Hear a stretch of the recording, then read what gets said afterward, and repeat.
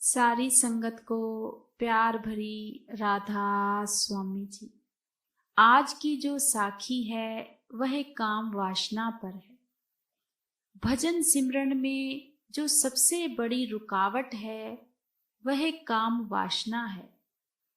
इससे हम कैसे छुटकारा पाएंगे, आज हमें इस साखी से पता लगेगा।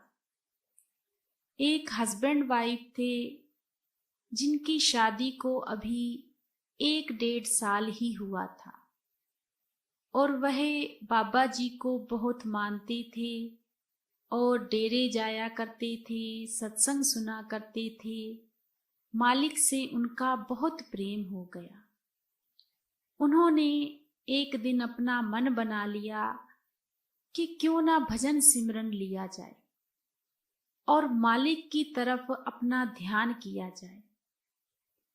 तो उनकी जो वाइफ थी वह कहने लगी कि अभी तो शादी को थोड़ा ही टाइम हुआ है, तो भजन सिमरन लेने से अभी क्या होगा। तो उनके हस्बैंड कहने लगे कि नहीं, मेरा बहुत मन है कि मैं नामदान लूं।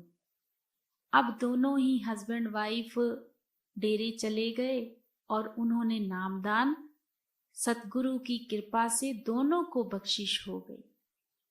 अब दोनों लोग बहुत खुश और बड़े नियम से अपना भजन सिमरन करने लगे। 2.5 घंटे ही हस्बैंड बैठते थे, 2.5 घंटे ही उनकी वाइफ बैठती थी। एक दिन भी हस्बैंड वाइफ बिल्कुल भी नागा नहीं डालते थे। सतगुरु से उनका बहुत प्रेम था। ऐसे ही उनका जो समय था बीतता गया। एक दिन वह दोनों लोग बैठे हुए थे और जो वाइफ थी वह अपने हस्बैंड से कहने लगी कि हमें नामदान बख्शिश किए हुए काफी समय बीत गया है। आज मैं आपसे एक बात पूछना चाहती हूँ, क्या आपको कोई धुन सुनाई दी? क्या आपको शब्द स्वरूप के दर्शन हुए? तो उनके हस्बैंड कहने लगे कि मेरा तो मन ही इतना भटका रहता है, मैं बैठा तो रहता हूँ, मुझे तो ऐसे लगता है कि मैं सो ही गया हूँ, मुझे नींद आ गई है, मुझे कुछ समझ में ही नहीं आता। अब यही बात जब हस्बैंड ने अपनी वाइफ से पूछा तो वह भी कहने लगी कि सेम ऐसे ही मेरे साथ होता है, मुझे भी पता नहीं लगता कि नींद आ जाती है, ना तो मुझे कोई धुन सुनाई देती है और ना ही कोई दर्शन दिखाई देते हैं, अंधेरा ही अंधेरा दिखाई देता है। अब दोनों लोग बड़े कंफ्यूज कि इतना टाइम हो गया है, नियम से हम भजन सिमरन करते हैं, कमी है तो है कहाँ। अब ऐसे ही और उन्होंने काफी समय भजन सिमरन किया, लेकिन जो बर्तन था वह खाली का खाली। एक दिन वह कहने लगे कि इतना ज्यादा समय हमें बीत गया है भजन सिमरन लिए हुए, एक पल का भी भरोसा नहीं है, पर हमारा जो बर्तन है वह बिल्कुल खाली है, ना ही कोई धुन सुनाई दी है, ना ही कोई शब्द स्वरूप के दर्शन हुए हैं, करे तो करे क्या। तो जो भाई थे वह कहने लगे कि हमें किसी से मिलना पड़ेगा। अब उनकी वाइफ कहने लगी कि किससे मिलेंगे हम, ऐसा हमें कौन मिलेगा जो हमें यह बातें बताएगा कि रुकावट आ कहाँ रही है। अब जो भाई थे वह कहने लगे कि मैं ऐसे ऐसे ना एक बुजुर्ग अंकल को जानता हूँ, वह उनका जो भजन सिमरन है बहुत अच्छा है और मैंने उनका बहुत नाम सुना है, हम उनके पास चलते हैं। तो उनकी वाइफ कहने लगी क्या वह हमें जानते हैं? तो वह भाई कहने लगा कि जानते तो नहीं हैं, पर सत्संगी भाई हैं, कोई बात नहीं है, हम चलकर बात करते हैं। जब दोनों हस्बैंड वाइफ वहां गए तो जाके बुजुर्ग काफी बुजुर्ग थे और वह अपने बैठे हुए थे उनको ज्यादा आंखों से दिखाई भी नहीं देता था। जब वह पास में गए तो उन्होंने जाकर अंकल जी को राधा स्वामी बुलाई। तो बुजुर्ग ने कहा कि बेटा, मुझे तो इतना दिखाई भी नहीं देता है, आप कौन लोग हो? तो उन्होंने कहा कि अंकल जी, हम भी सत्संगी हैं, तो आपसे हम मिलने आए हैं, आपसे हमें बहुत जरूरी बात करनी है। तो बुजुर्ग कहने लगे कि कोई बात नहीं बेटा, पहले तो मैंने आपको कभी नहीं देखा और ना ही आप हमारे घर आए हो। तो उन्होंने कहा कि कभी जरूरत ही नहीं पड़ी, पर हम आपसे थोड़ी दूर पर ही रहते हैं। तो वह बुजुर्ग कहने लगे ठीक है, बैठो। अब उनके साथ में जो थे वह अपने बाबा जी की बातें करने लगे। अब बुजुर्ग कहने लगे कि बताओ तुम्हें हमें से क्या बात करनी है? तो वह भाई कहने लगा कि अंकल जी, हमें भजन सिमरन में जो हमारा मन है ना, वह टिकाव नहीं करता। बुजुर्ग कहने लगे कि बेटा, कितना समय हो गया है भजन सिमरन लिए हुए? तो वह भाई कहने लगा कि 25 साल हो गए हैं। तो बुजुर्ग कहने लगे कि 25 साल तो बहुत होते हैं, तो अभी तक तुम्हारा मन ही टिकाव में नहीं आया? तो वह कहने लगे कि नहीं अंकल जी, मन टिकाव में नहीं आया। उन्होंने कहा कि शादी को कितना समय हो गया है? तो उन्होंने कहा कि 1.5 साल के बाद ही हमने भजन सिमरन ले लिया था। तो बुजुर्ग कहने लगे कि फिर 26-27 साल आपकी शादी को हो चुकी हैं। उन्होंने कहा जी। तो उन्होंने कहा कि भजन सिमरन पर पूरा टाइम देते हो? उन्होंने कहा कि हम भजन सिमरन पर पूरा टाइम देते हैं, पर कहीं भी हमारा मन नहीं लगता। फिर बुजुर्ग ने कहा कि कोई ऐसा काम तो नहीं करते, कोई गलत काम, या कुछ किसी के साथ बुरा व्यवहार, या फिर कोई नशा वगैरह? कभी होता ही है कि कभी कभी किसी का मन करता है तो वह बुरी आदतों में पड़ ही जाता है। तो वह भाई कहने लगा कि नहीं नहीं अंकल जी, ऐसा मैं कोई भी काम मैंने नहीं किया इन 25 सालों में। मैंने किसी नशे को हाथ नहीं लगाया जब से मैंने सतगुरु का नाम लिया है। तो उन्होंने कहा बेटा, फिर तो बहुत अच्छी बात है। अब वह भाई कहने लगा कि अंकल जी, मुझे यह बताओ मैं करूं तो करूं क्या? अब वह बुजुर्ग कहने लगे, अब मैं कुछ बातें तुमसे कहूंगा, जो तुम बड़े ध्यान से सुनना और उनको समझने की कोशिश करना। उस भाई ने कहा कि ठीक है। अब बुजुर्ग कहने लगे कि हमारे जो 5 शत्रु होते हैं। वह भाई कहने लगे कि हाँ, 5 शत्रु होते हैं। बुजुर्ग कहने लगे बताओ कौन कौन से? तो भाई कहने लगे कि काम, क्रोध, लोभ, मोह, अहंकार। तो बुजुर्ग ने कहा कि हाँ, बिल्कुल सही पहचाना आपने कि ये जो 5 शत्रु हैं ना, यह ही हमारे भजन सिमरन की रुकावट है। अब भाई कहने लगा कि अंकल जी, ना तो मैं किसी से ज्यादा ऐसे बाहर किसी से मोह करता हूँ, ना ही मैं अहंकार करता हूँ। ऐसा तो मुझ में, मैं तो अपनी हक हलाल की खाता हूँ। अच्छा। तो बुजुर्ग कहने लगे कि ये तो बातें तुम्हारी ठीक हैं, लेकिन तुम्हें इस बात का पता है कि 2 शत्रु बहुत ही ज्यादा हमारे लिए खतरनाक हैं? तो वह कहने लगा भाई वह कौन से? तो कहने लगे कि वह हैं काम और क्रोध। अगर हमने अपनी काम वासना को कम नहीं किया और क्रोध पर कंट्रोल नहीं किया, तो बेटा हमारा जो भजन सिमरन है ना, वह कभी चलेगा ही नहीं।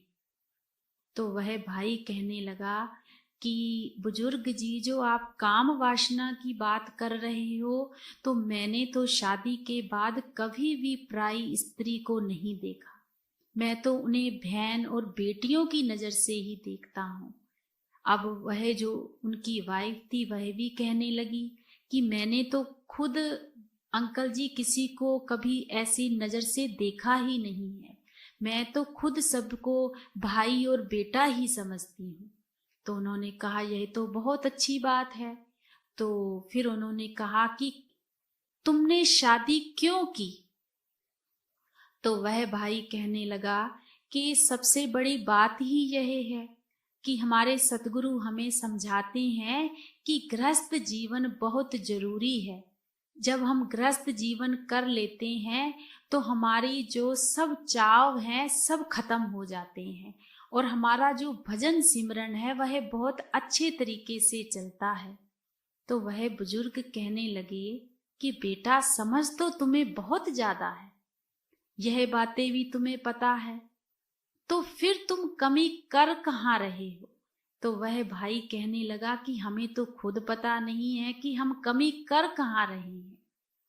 अब उन्होंने उनसे पूछा कि तुम्हारा जो ग्रस्त जीवन है, तुम्हारा जो काम वासना है, इसमें आप बुरा बिल्कुल मत मानना बेटा। मैं तुम्हें सिर्फ एक बात पूछ रहा हूं, जो तुम्हारे में काम वासना है, तुम काम वासना के कितने अधीन हो? तो उन्होंने कहा कि इस पर हमारा कोई भी कंट्रोल नहीं है।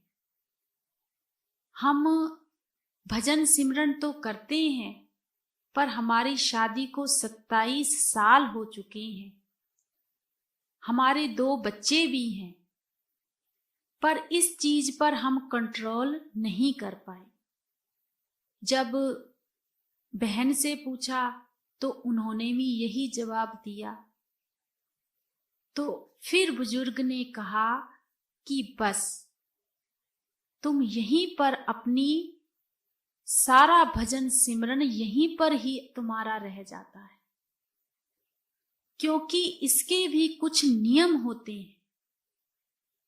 अगर तुम उन नियमों पर नहीं चलोगे, जब तुम्हारा काम वासना से तुम्हारा मन ही नहीं हटा, तो बेटा भजन सिमरन पर तुम्हारा मन कैसे टिकाव करेगा? मैं तुम्हारी बातों को समझता हूं कि तुम बाहर पराई स्त्री को नहीं देखते, तुम पराये मर्द को नहीं देखते, पर तुम तो अभी भी ग्रस्त जीवन में ही अपने काम वासना में ही इतने अधीन हो चुके हो कि तुम्हें खुद को पता नहीं है कि हमें परमात्मा से जुड़ना है कि किन चीजों से जुड़ना है। जब यह बातें उन दोनों हस्बैंड वाइफ ने सुनी और उनकी समझ में आया कि हम सच में गलत हैं, बुजुर्ग ने कहा कि बेटा तुम मुझसे बातें करने के लिए आए हो, मैं इसीलिए तुम्हें समझा रहा हूं। इसमें बुरा मानने वाली कोई बात नहीं है। मैं मानता हूं कि तुम हस्बैंड वाइफ हो, तुम्हारा गृहस्थ जीवन सही है, पर ये गृहस्थ जीवन का भी एक समय होता है। जब यह बात कही तो फिर भाई ने कहा कि इसका क्या समय है? तो बुजुर्ग ने कहा कि बेटा महीने में 30 दिन होते हैं, 30 दिनों में हमें ज्यादा से ज्यादा महत्वता सतगुरु को देनी चाहिए और कुछ ही दिन ऐसे अपने बनाओ जो कि तुम्हें काम वासना पर अगर जरूरी है तो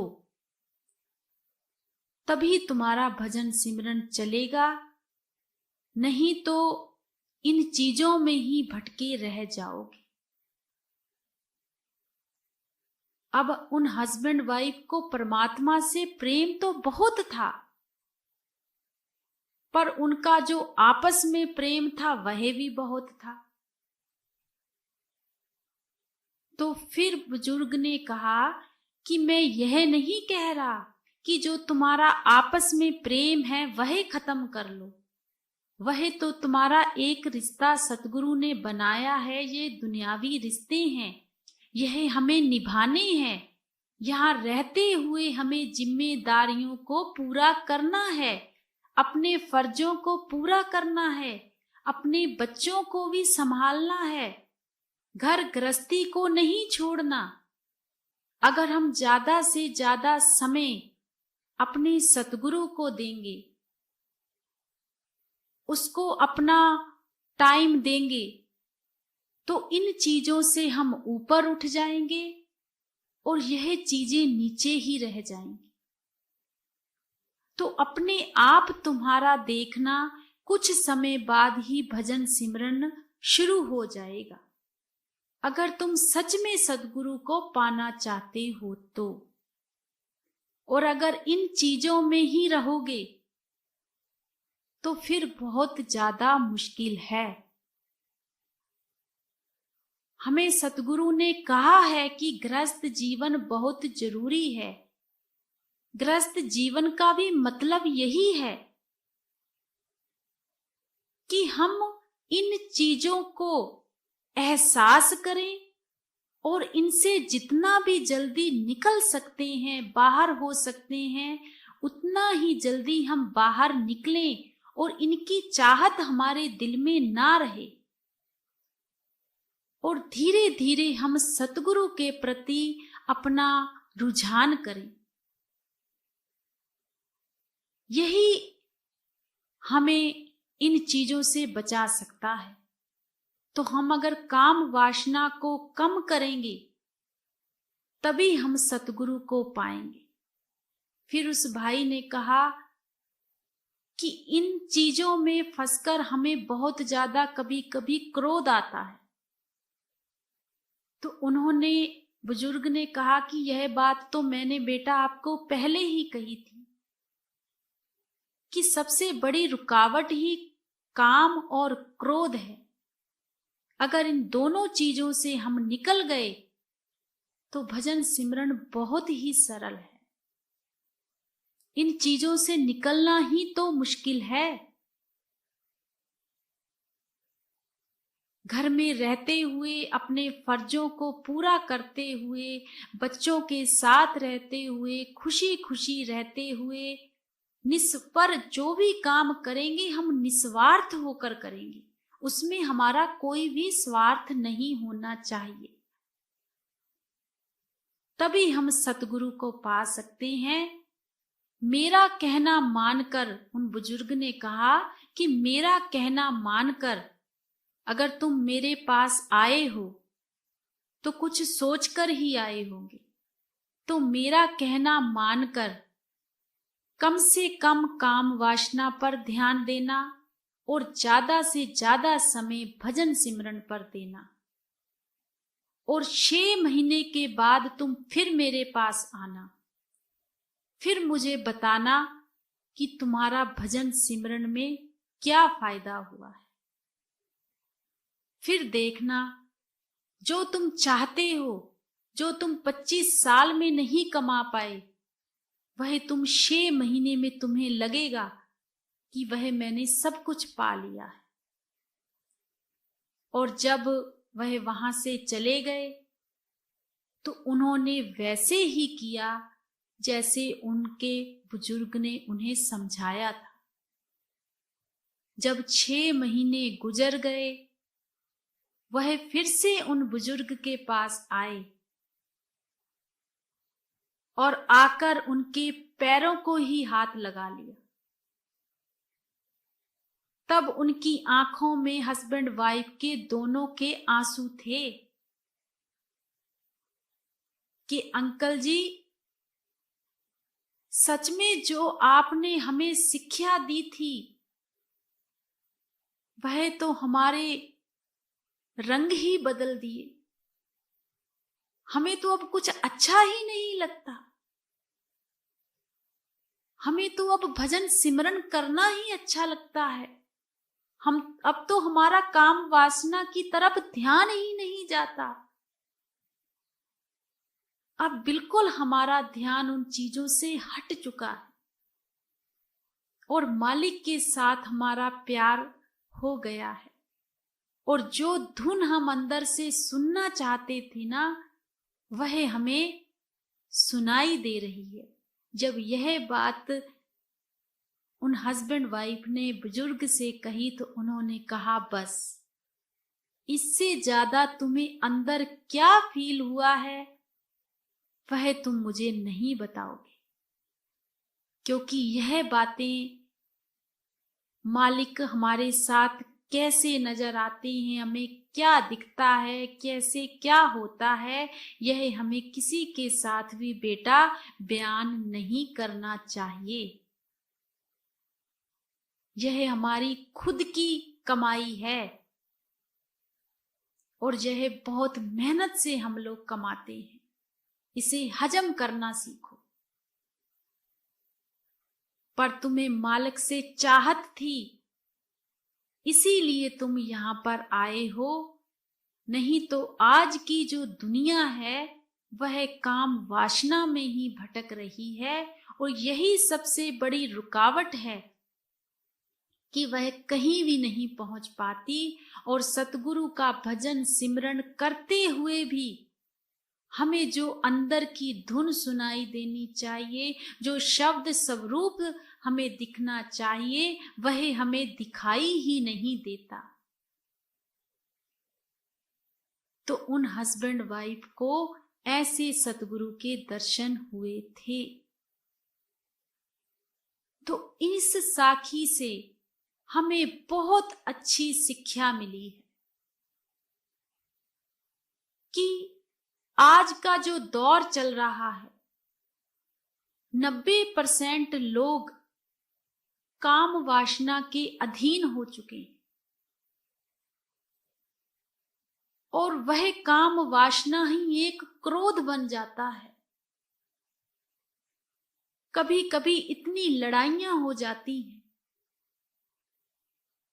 भजन सिमरन लेकर भी हम वहां तक पहुंच ही नहीं पाते, यहां तक हमें पहुंचने की जरूरत है।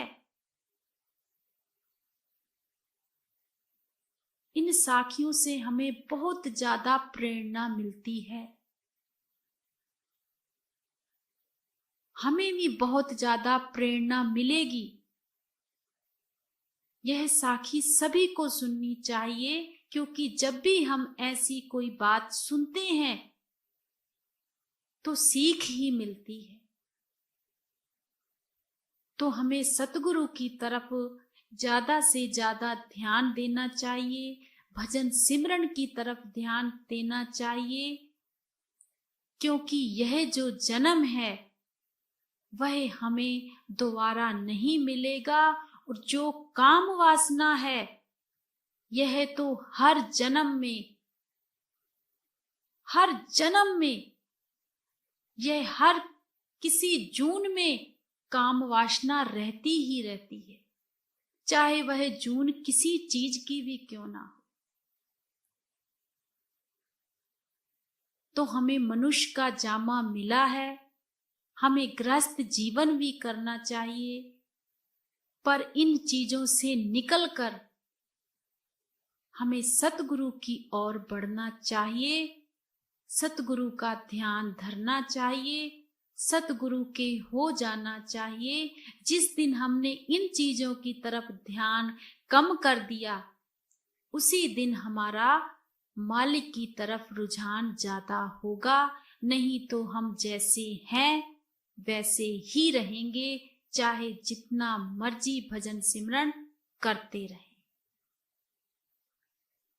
हमें काम को भी मारना पड़ेगा, क्रोध को भी मारना पड़ेगा, लोभ को भी मारना पड़ेगा, अहंकार को भी मारना पड़ेगा। अगर हम इन 5 शत्रुओं को मारेंगे तभी हम सतगुरु से प्रेम कर सकते हैं, वरना हम कभी भी सतगुरु से मिलाप नहीं कर सकते। राधा।